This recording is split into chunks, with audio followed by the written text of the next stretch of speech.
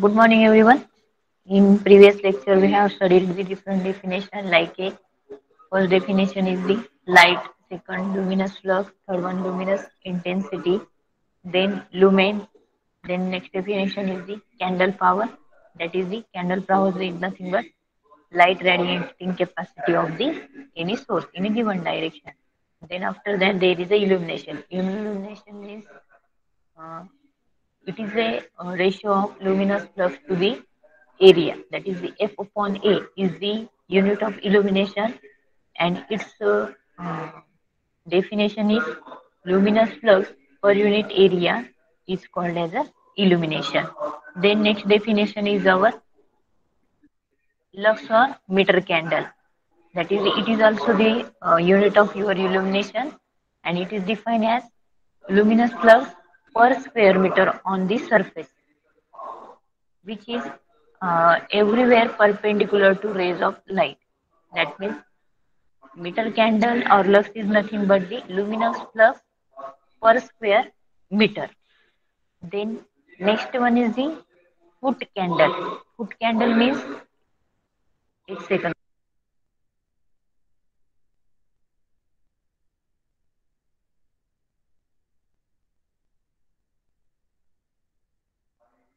Am I audible, participant?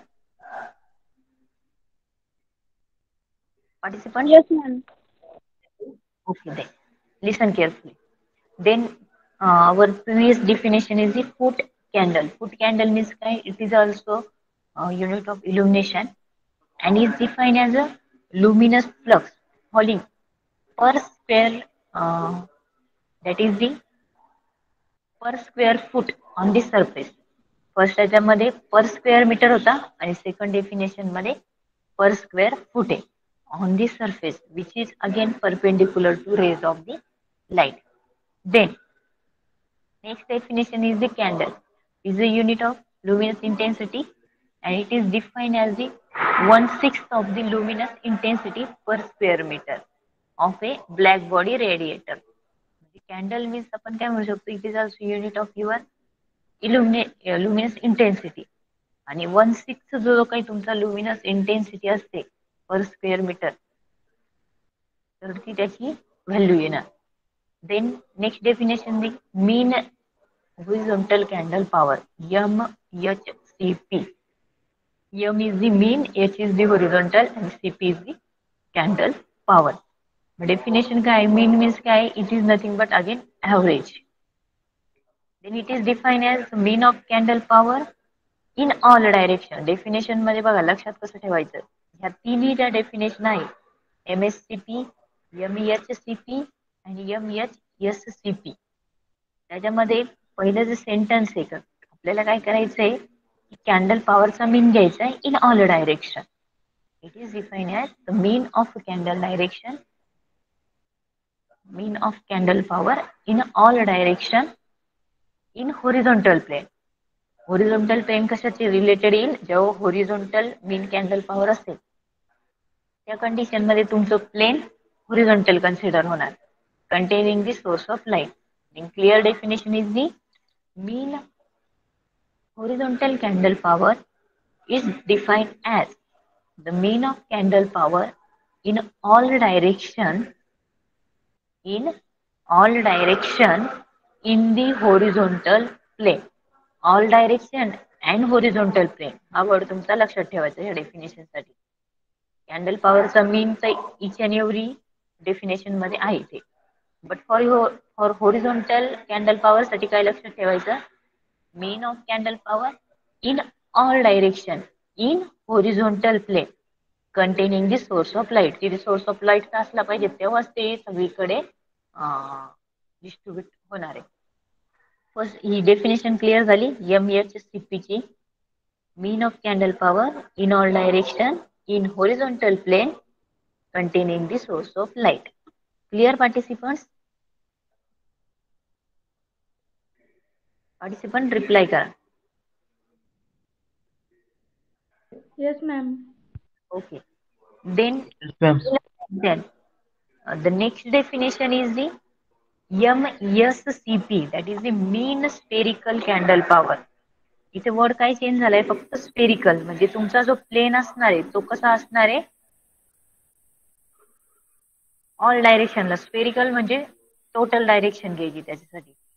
मग mean spherical candle पॉवरची definition कशी, it is define as the mean of candle power in all direction in all plane. First याच्यामध्ये फक्त horizontal plain होतं, का तर तिथं होरिझॉन्टल कॅन्डल पॉवर घ्यायची होती.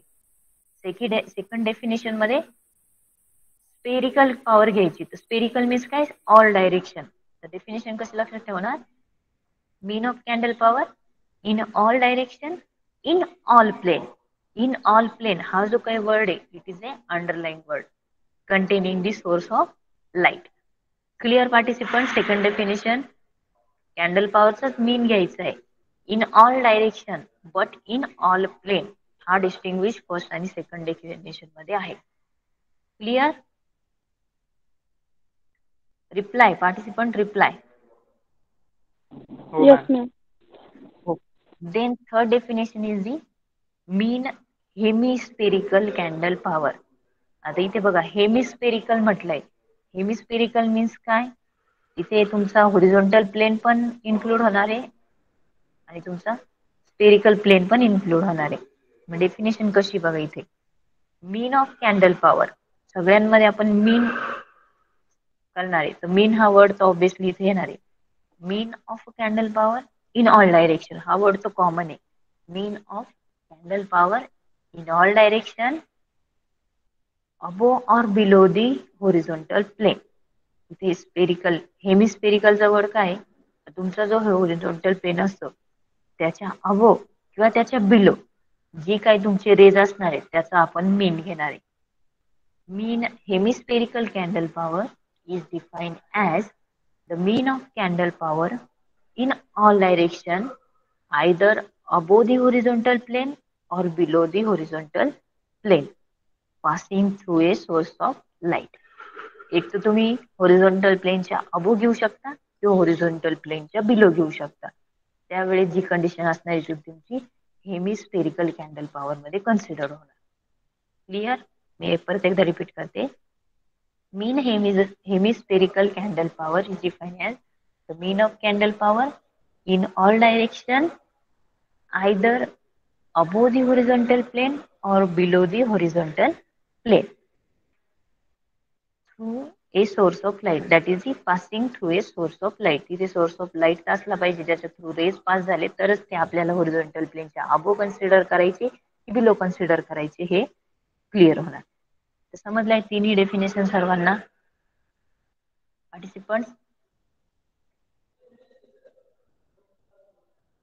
Participants, clear all Okay. definition? Yes, ma'am. Okay.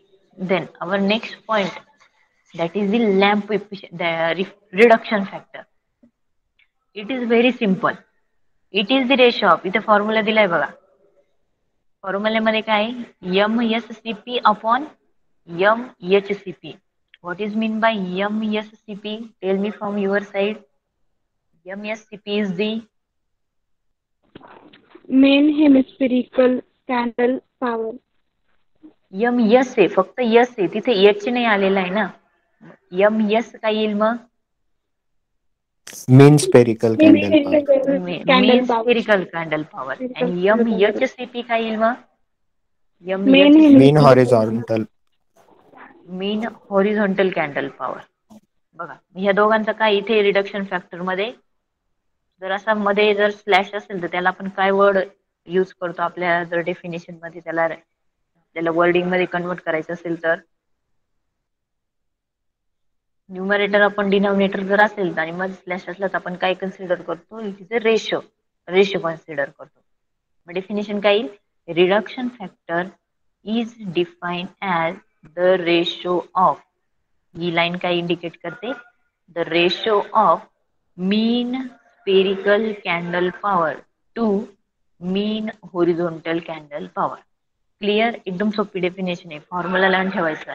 MSCP upon MHCP, reduction factor is defined as the ratio of mean spherical candle power to mean hemispherical mean horizontal candle power. Clear participants? Yes, ma'am. Okay, Yes, तुमच्या ma'am. साईडने repeat करून सांगा एकाने ही definition. हा जो formula आहे याला फक्त सेंटेन्स मध्ये कन्वर्ट करून सांगा. चला फास्टली. मॅम मी सांगू. हा सांग. Reduction factor is equal to is ratio equal of to नाही, is define as. Is define as हम्म.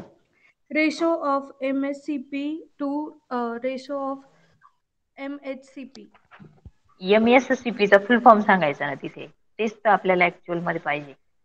मीन full form spherical candle power to mean horizontal candle power. Very good. अजून एखाद्या स्टुडंटने सांगा. फॉर्म्युला दिलाय तुमच्या स्क्रीनवरती, तो फक्त सेंटेन्स मध्ये कन्वर्ट करून सांगा. Tell me. आणि इम्पॉर्टंट डेफिनेशन आहे, 100% विचारल्या जाणार पेपरला. Tell me anyone student.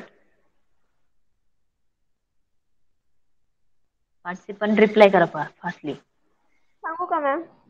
हा सांग. Reduction factor is defined as main ratio of. हा ratio of main spherical candle power is to ratio of main horizontal candle power. Okay. नेहमी अपॉनचा ratio जेव्हा असेल तर त्यावेळेस सुरुवात कशी करायची? Reduction factor. बघा इकडे आता रिडक्शन फॅक्टर हा इज इक्वल टू आलो का, त्याला काय वर्ड यूज करायचा? Is defined as ratio of. पहिले रेशो घेऊन टाकायचं. दोन क्वांटिटीला ज्यावेळेस आपण डिवायडेशन मध्ये घेतो त्यावेळेस त्याला रेशो वर्ड यूज करायचा. Ratio of mean spherical candle power to mean horizontal candle power. Clear? Formula कुठेतरी नोट करून ठेवा म्हणजे तो तुम्हाला लक्षात राहील. Then our next definition is the lamp efficiency.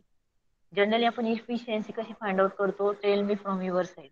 आपल्याला कुठल्या याची इफिशियन्सी, सपोज तुमच्या ट्रान्सफॉर्मरची इफिशियन्सी जर काढायची असेल तर काय फॉर्म्युला घेतो? किंवा आपल्याला कुठल्या एखाद्या थिंग्सची जर इफिशियन्सी घ्यायची असेल, फाइंड आउट करायची असेल तर ती आपण कशी फाइंड आउट करतो? जनरल फॉर्म्युला काय असतो इफिशियन्सीचा?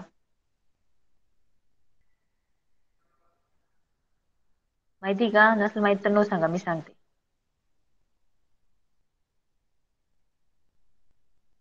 पार्टिसिपंट रिप्लाय करा.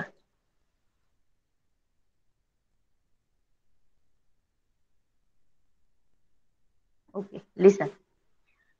सपोज आपल्याला इफिशियन्सी फाइंड आउट करायची, तर इफिशियन्सी कशी फाइंड आउट होते? Output upon input. कुठल्या गोष्टीचं आउटपुट किती आहे आणि त्याला आपण दिलेलं इनपुट किती. समजा आता फॉर एक्झाम्पल टीचिंगच्या लँग्वेज मध्ये घेऊ, तर तुम्ही किती इफिशियंटली स्टडी करताय हे जर फाइंड आउट करायचं असेल तर आम्ही जे इनपुट म्हणजे टीच केलेले आहेत ते आणि तुमच्याकडनं ऑब्टेन झालेले मार्क्स, त्याचा आपण सपोज जर रेशो घेतला तर ती तुमची इफिशियन्सी. किंवा ट्रान्सफॉर्मरचे रिलेटेड घेतला, ट्रान्सफॉर्मरला आउटपुटला आपल्याला किती पॉवर भेटते आणि त्याला आपण इनपुटला किती पॉवर दिली, त्या दोघांचा रेशो घेतला तर ती आपल्याला तिथे आउटपुट इफिशियन्सी फाइंड आउट होते.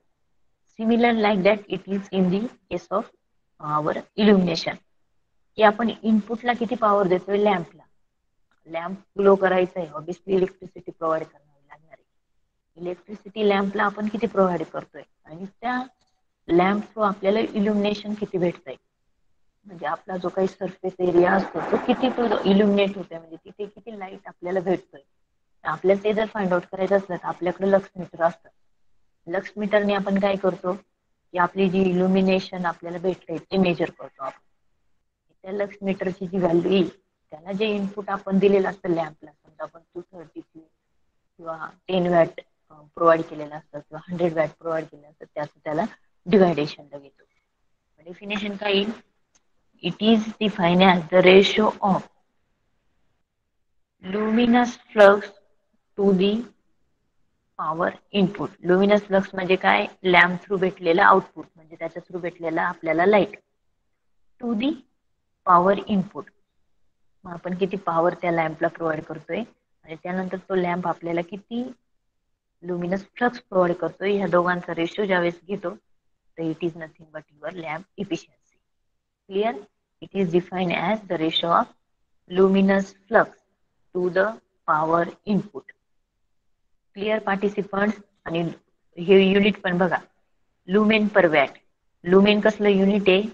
लुमिनस फ्लक्सचं. आणि वॅट कसलं युनिट आहे? पॉवरचं. लुमेन पर वॅट. क्लिअर? हो मॅम. हो ma'am. Then next definition is the specific consumption. Specific consumption म्हणजे पर्टिक्युलर स्पेसिफिक वर्ड जेव्हा येतो, आता आपण स्पेसिफिक वर्ड कधी यूज करतो? काही आयडियल कंडिशन असेल, आपण म्हणतो स्पेसिफिक स्टुडंट्स हे खूप ब्राईट स्टुडंट्स आहे, स्पेसिफिक स्टुडंट हे वीक स्टुडंट्स आहे. स्पेसिफिक वर्ड कधी यूज होणार आहे? ज्यावेळेस आपण तिथे काहीतरी आयडेंटिकल त्यांच्यामध्ये कंपॅरेटिव्हली पार्ट बघतो. Specific consumption means what? It is the ratio of input power to the average candle power. Input power किती आहे आणि त्यानंतर आपण टोटल जी काही कॅन्डल पॉवर आहे त्याचा ॲव्हरेज करणार आहे. It is the ratio of input power to the average candle power. म्हणजे फॉर्म्युला काय येईल? पॉवरचं युनिट काय असतं? वॅट. आणि तुमच्या कॅन्डल पॉवरचं युनिट काय असतं? Candela. Watt per candela is the unit of your specific consumption. Specific consumption is defined as the ratio of power input to the average candle power. Okay? Clear student? समजलं का student? Yes, ma'am. Okay. Then next definition is the glare. Glare is nothing but, एक तुम्हाला practical example सांगते. Suddenly एखादा light आपला on आहे आणि त्या लाईटकडे आपण डायरेक्टली, म्हणजे सपोज तुमचा मर्क्युरीचा लॅम्प आहे, त्याचा जो काही ब्राईटनेस असतो तो जास्त असतो, आणि सडनली आपण त्या लॅम्पकडे बघितल्यानंतर आपल्याला असं फील होतं की आपल्या डोळ्यांच्या भोवती असे काहीतरी सर्कल्स क्रिएट होत आहे, डोळ्यांना आपल्याला बघायला त्रास होतोय, म्हणजे आपल्या डोळ्याचा थकवा येतो, काहीतरी आपल्याला बघण्यासाठी इनकन्व्हिनियन्स येतो, किंवा काहीतरी आपल्या डोळ्याच्या भोवती असे सर्कल्स तयार होतात. ती जी कंडिशन तयार होते त्याला आपण ग्लेअर म्हणतो आपल्या लँग्वेजमध्ये. एखादा लॅम्प चालू आहे आणि त्याच्याकडे सडनली आपण बघितल्यानंतर आपल्या डोळ्यांवरती काहीतरी ताण पडतो, म्हणजे इन शॉर्ट त्यांना ते फॅटिग, म्हणजे त्यांना तिथे थकवा येतो, किंवा डोळ्यांच्या भोवती काय होतं की तुम्हाला सर्कल्स क्रिएट होतात. This phenomenon is nothing but your glare. Main काय आहे? Whenever we exposes to very bright source of light. बघा, समजा तुमचे human eye exposes to a very bright source of light, that then that light causes the interference to our that is म्हणजे causes the annoyance, discomfort, interference with the eye, then the eye fatigue, हे जे काही त्याच्यानंतर symptoms create होतात, that effect is called as a glare. समजली ग्लेअरची concept काय? की ज्यावेळेस तुमचा जो आय तो व्हेरी ब्राईट सोर्सला ज्यावेळेस एक्सपोज होतो, तर त्याचा इफेक्ट आपल्या आईजला काय होतोय की glare is also defined as the brightness within the field of vision. Brightness within the field of vision of such a character causes the annoyance. Annoyance means काय? जे सर्कल्स क्रिएट होतात आपल्या डोळ्यांच्या भोवती. Then discomfort, interference with the vision, म्हणजे आपल्याला बघण्यासाठी त्रास होतो, किंवा आपल्या डोळ्यांवरती ताण आल्यामुळे तिथे थकवा जातो. That effect is called as a glare. Clear? ब्राईटनेसमुळे जे इफेक्ट येतात त्याला आपण ग्लेअर म्हणतो. Clear participant? Yes, ma'am. Yes ma'am. Okay. Then next definition is space to height ratio. आता इथे वर्डच रेशो आलेला आहे already. Space to height. Space means काय असणार की दोन लॅम्प आहे, ते किती डिस्टन्स वरती माउंट केले, आणि हाईट काय असते? हाईट जनरली आपण ग्राउंड फ्लोअर पासून सिलिंग पर्यंत मेजर करतो. मग प्रॅक्टिकली मी याचं एक एक्झाम्पल सांगते. समजा आपल्या एखादा रूम आहे त्याच्या आपल्याला फ्लोअरला लाईट लॅम्प कनेक्ट करायचे, तर आपण ते 2 लॅम्प आहे सपोज एकाच रूम मध्ये कनेक्ट करायचे, त्या दोघांमध्ये काहीतरी स्पेस ठेवतो आणि सिलिंग ही आपली किंवा ते लॅम्प आहे ते किती हाईट पर्यंत आपल्याला कनेक्ट करायचे हे ग्राउंड पासून आपण डिसाइड करतो. स्पेस टू हाईट रेशो काय असतो? It is the ratio of the distance between adjacent lamp, 2 lamp आहे त्या दोघांमधलं distance and mounting height of their किंवा हाईट ऑफ देअर माउंटिंग किंवा डायरेक्टली आपण माउंटिंग हाईट असं वर्ड इथे यूज करतो.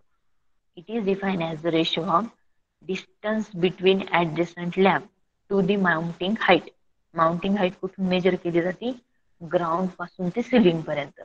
आणि सिलिंगलाच आपण लॅम्प कनेक्ट करत असतो, त्यामुळे सिलिंगला त्या 2 लॅम्प मध्ये किती डिस्टन्स आहे ही जी क्वांटिटी त्याला डिवायडेड बाय हाईट घेतो आपण माउंटिंग हाईट, आणि त्या दोघांचा ज्यावेळेस रेशो कन्सिडर होतो then it is called as a space to height ratio. Clear?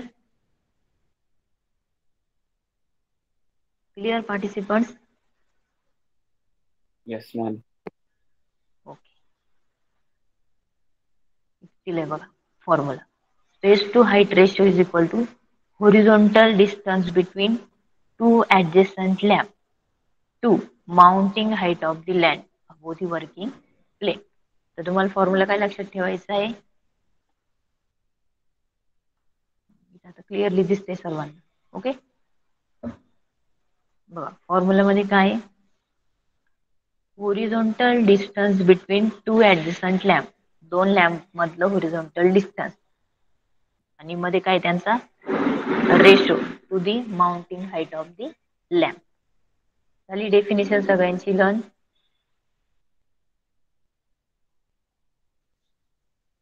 Participants reply करा.